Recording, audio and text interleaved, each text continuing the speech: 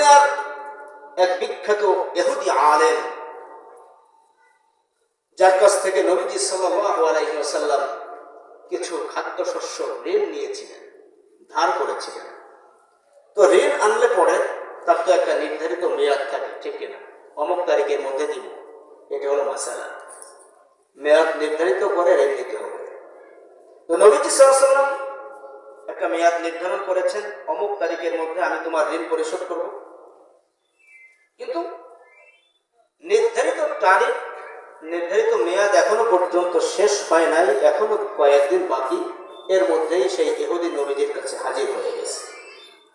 নবীজির কাছে এসে নবীজিকে বলতেছে, মুহাম্মদ, তুমি আমার কাছ থেকে ঋণ নিচ্ছ, ঋণ পরিশোধ করো না, কাহিনী কি? মানে প্রচন্ড ক্ষেপে গেছে। নবীজি সাল্লাল্লাহু আলাইহি ওয়াসাল্লাম শান্ত মেজাজে বললেন, ভাইরে, আমি তো একটা নির্ধারিত মেয়াদে আপনার কাছ থেকে ঋণ নিয়েছি, সেই মেয়াদ তো এখনো পূর্ণ হয় না, এখনো কয়েকদিন বাকি আছে, তাহলে আপনি এত আগে এসে কেন আমার কাছ থেকে ঋণ তাগাদা করতেছেন, কাহিনী কি? নবীজি শান্ত কণ্ঠে বললেন। কিন্তু লোকটি আরো চড়ে গেল, আরো ক্ষিপ্ত হয়ে বলল, আমি কোনো মেয়াদ টেয়াদ বুঝি না, তুমি এখনই আমার ঋণ পরিশোধ করবা।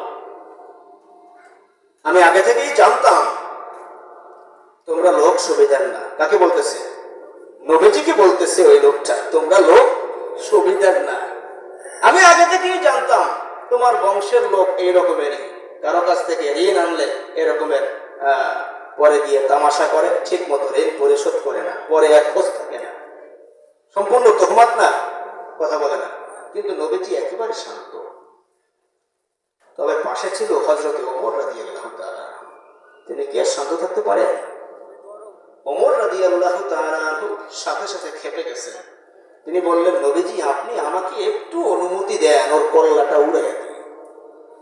দেখেন, নবীজি কিন্তু তখন সাধারণ কোনো প্রজা নয়, বরং তিনি তখন মদিনার সম্রাট, মদিনার বাদশাহ। একে তো তিনি নির্ধারিত মেয়াদ নিয়ে ঋণ নিয়েছেন, এখনো পর্যন্ত মেয়াদ পূর্ণ হয় নাই, তার আগেই ইহুদি ঋণ তাগাদা করতেছে। দ্বিতীয়ত তিনি একজন সম্রাট, তার সাথে কথা বলার তো একটা আদব আছে। রাস্তায় একা একা পাইতে একটা কথা ছিল, কিন্তু নবীজির সাথে তো আরো অনেক সঙ্গী আছে তার, এমনকি ওমর রাদিয়াল্লাহু তাআলা আনহু আছে। কিন্তু ওমর রাদিয়াল্লাহু তাআলা আনহু এই কথা বলার পরে ওমরকে নবীজি বললেন না ওর দফা রফা করে দাও, বরং নবীজি সাল্লাল্লাহু আলাইহি ওয়াসাল্লাম হযরত ওমরকে বললেন, ওমর, শান্ত হও। সুবহানাল্লাহ। ভাইরা আমার, নবীজি সাল্লাল্লাহু আলাইহি ওয়াসাল্লাম হযরত ওমরকে বললেন, ওমর, তুমি তার কল্লাটা উড়িয়ে দিতে চেয়েছো, এটা তুমি ঠিক কাজ করো নাই, বরং তোমার উচিত ছিল আমাকে বলা যে আপনি ঋণ নিছেন, কেন পরিশোধ করেন না। সুবহানাল্লাহ, কেমন লিডার! নবীজি বললেন, ওমর, এখনই চলে যাও, আমি তার কাছ থেকে যেই পরিমাণ খাদ্যশস্য ঋণ করেছি ওই পরিমাণ খাদ্যশস্য তাকে দিয়ে দাও। তার সাথে সাথে আরো 20 শ, আরবের একটা মাপ, 20 ছয় 32 কেজি হয়, আরো 32 কেজি খেজুর তাকে বেশি দিয়ে দিবা। বলে, কারণ কি? বলে, কারণ হলো তুমি তার কল্লা উড়াই দিতে চাইছো, তারে কষ্ট দিছো। সুবহানাল্লাহ। মায়ের আমার ওমর রাদিয়াল্লাহু তাআলা আনহু ইহুদিকে নিয়ে বাসায় চলে গেলেন। বাসায় গিয়ে যেই পরিমাণ খাদ্যশস্য তিনি পান সব তাকে দিয়ে দিলেন। তারই পাশাপাশি 32 কেজি খেজুর তার হাতে ধরিয়ে দিলেন। সুবহানাল্লাহ।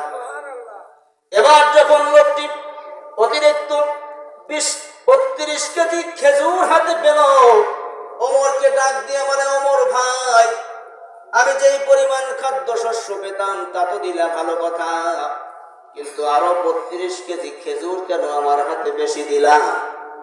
ভাই আমার, ওমর রাদিয়াল্লাহু তাআলা আনহু বলেন, তুমি যেই পরিমাণ খাদ্যশস্য পেতে তা তো তোমাকে দিয়েছি, অতিরিক্ত 32 কেজি খেজুর তোমাকে নবীজি দিতে বলেছেন, তার কারণ হলো আমি না তোমার কল্লাটা উড়াই দিতে চাইছিলাম, তুমি কষ্ট পাইছো, এর ক্ষতিপূরণ স্বরূপ নবীজি 32 কেজি খেজুর অতিরিক্ত দিয়ে দিতে বলেছেন। সুবহানাল্লাহ। এই কথা শোনার সঙ্গে সঙ্গে মদিনার বিখ্যাত ইহুদি আলেমের চেহারা পরিবর্তন হয়ে যায়, চোখ থেকে পানি বের হয়ে গেছে। ইহুদি আলেম, নাম ছিল তার সানা। ওমরকে ডাক দিয়ে বলে, ওমর তুমি কি আমার চেনোনি? বলে, না চিনি না। বলে, আমার নাম হলো সানা, ওমর যায়েদ ইবনে সানা। ওমর রাদিয়াল্লাহু তাআলা আনহু জীবনে বহুবার যায়েদ ইবনে সানার নাম শুনেছে। মদিনার বিখ্যাত ইহুদি আলেম কিন্তু স্বচক্ষে কখনো দেখে নাই। আজকে স্বচক্ষে যখন ওমর তাকে দেখেছে, ওমর আশ্চর্যান্বিত হয়ে গেল। ওমর বলে, আপনি মদিনার বিখ্যাত ইহুদি আলেম? বলে, হ্যাঁ আমি মদিনার বিখ্যাত ইহুদি আলেম। যায়েদ ইবনে সানা ওমর রাদিয়াল্লাহু তাআলা আনহুকে ডাক দিয়ে বলে, ওমর রে, আমার দিনের খাদ্যশস্য আমাকে দিতে হবে না। 20 কেজি 32 কেজি খেজুর অতিরিক্ত দিয়েছ, তাও আমার দরকার নাই। তার কারণ এগুলি নিতে আমি আসি নাই, আমি এসেছিলাম তোমাদের নবীকে একটু পরীক্ষা করার জন্য। সুবহানাল্লাহ। আমি তাওরাতের মহাবড় পণ্ডিত। তাওরাতের মধ্যে শেষ নবীর আগমন বার্তা রয়েছে, সুসংবাদ বাণী রয়েছে। সেখানে বর্ণনা করা হয়েছে শেষ নবীর গুণ কেমন হবে, চেহারা কেমন হবে। আমি একে একে সবগুলি গুণ ইতিপূর্বে তার মধ্যে পেয়েছি। শুধুমাত্র 2টা গুণ পরীক্ষা করতে বাকি ছিল। সেই 2টা গুণ পরীক্ষা করার জন্য আজকে আমি এখানে হাজির হয়েছিলাম। 1 নাম্বার গুণ হলো, কোন মানুষ যদি তার কাছে এসে মূর্খের মতো আচরণ করে, তাহলে জবাবে নবীজি কঠোর ভাষায় জবাব দেন না, বরং শান্ত কণ্ঠে ভালোবাসাপূর্ণ শব্দ দিয়ে জবাব দেয়। সুবহানাল্লাহ। 2 নাম্বার হলো, কোন ব্যক্তি যদি তার কাছে এসে রেগে যায়, নবীজি রেগে যায় না, বরং প্রতিপক্ষ যতই রেগে যায় মুহাম্মদ ততই বিনয়ী হয়। ও বললে এই 2টা গুণ পরীক্ষা করতে বাকি ছিল, পেয়ে গেছি রে। আমার আর সন্দেহ নাই, ইনি হলেন আখির জামানার পয়গম্বর মুহাম্মদুর রাসূলুল্লাহ। আমি দ্ব্যর্থহীন কণ্ঠে তোমার সামনে ঘোষণা দিচ্ছি, আল্লাহকে আমি রব হিসাবে মেনে নিলাম, আর ইসলামকে আমার ধর্ম হিসাবে মেনে নিলাম, আর মুহাম্মদকে আমার নবী হিসাবে মেনে নিলাম।